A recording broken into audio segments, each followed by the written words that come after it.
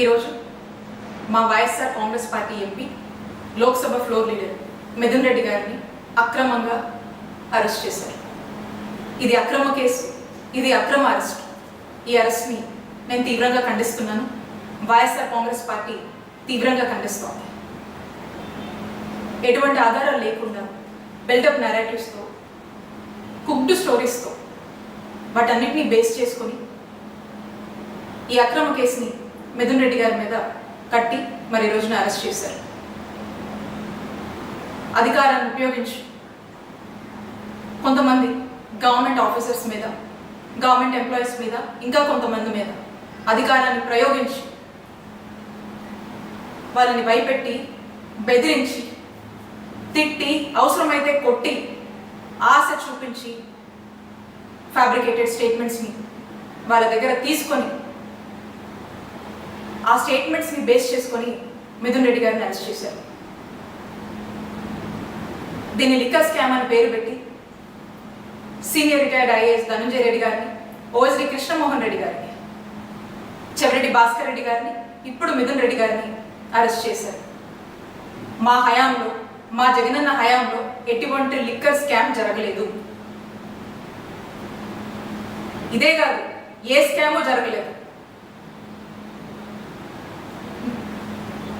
ప్రజల్లో లిక్కర్ కన్జంప్షన్ని తగ్గించి గతంలో కన్నా ప్రభుత్వ ఆదాయాన్ని నిలబెడుతూ, ప్రభుత్వ ఆదాయాన్ని పెంచి ఈ రెండింటినీ బ్యాలెన్స్ చేస్తూ కావాల్సినటువంటి మెజర్స్ తీసుకొచ్చినటువంటి పాలసీయే జగనన్న హయాంలో ఉన్నటువంటి లిక్కర్ పాలసీ. మేము దాన్ని చాలా ట్రాన్స్పరెంట్గా జగనన్న హయాంలో ఈ పాలసీని అమలు చేయడం జరిగింది. మీరు అంటున్నారు కదా లిక్కర్ స్కాము అది ఇదని. అసలు వాస్తవంగా లిక్కర్ స్కామ్ ఎప్పుడు జరిగిందో చెప్పనా? చంద్రబాబు నాయుడు గారి హయాంలో 2014 నుంచి 2019 వరకు మీరు తీసుకొచ్చినటువంటి లిక్కర్ పాలసీ రూల్స్ అన్ని డివేట్ అయ్యి ఏ విధంగా మీరు లిక్కర్ని ఎక్స్ప్లాయిట్ చేశారో అప్పుడు జరిగింది. దాన్ని స్కామ్ అంటారు.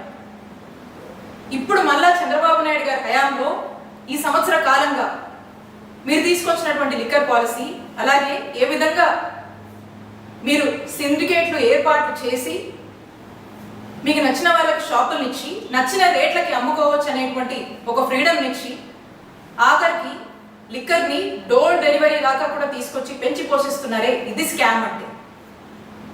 అప్పుడు ఇప్పుడు చంద్రబాబు నాయుడు గారి హయాంలో దీన్ని స్కామ్ అంటారు. వీళ్ళు స్కామ్ చేస్తూ మా జగనన్న హయాంలో లిక్కర్ స్కామ్ జరిగిందని మా వైఎస్ఆర్ కాంగ్రెస్ పార్టీ వాళ్ళని టార్గెట్ చేసి అక్రమంగా కేసులు పెట్టి, అక్రమంగా అరెస్టు చేసి, అక్రమంగా జైలు పాలు చేస్తూ ఉన్నారు. ఈ అక్రమ కేసులు కట్టి, ఈ అక్రమ కేసులు పెట్టి, అరెస్టు చేసి, జైలు పాలు చేస్తే వైఎస్ఆర్ కాంగ్రెస్ పార్టీని ఇబ్బంది పెట్టొచ్చు, మా నాయకుడు జగన్మోహన్ రెడ్డి గారిని ఇబ్బంది పెట్టొచ్చు అని మీరు భావిస్తున్నారేమో. మీరు ఎన్ని ఇబ్బందులు పెట్టినా మేము ధైర్యంగా నిలబడతాము, ఎదుర్కొంటాము. వైఎస్ఆర్ కాంగ్రెస్ పార్టీ ప్రజల కోసం పోరాడుతూనే ఉంటుంది. మా నాయకుడు జగన్మోహన్ రెడ్డి గారు ప్రజల పక్షాన నిరంతరం పోరాడుతూనే ఉంటారు.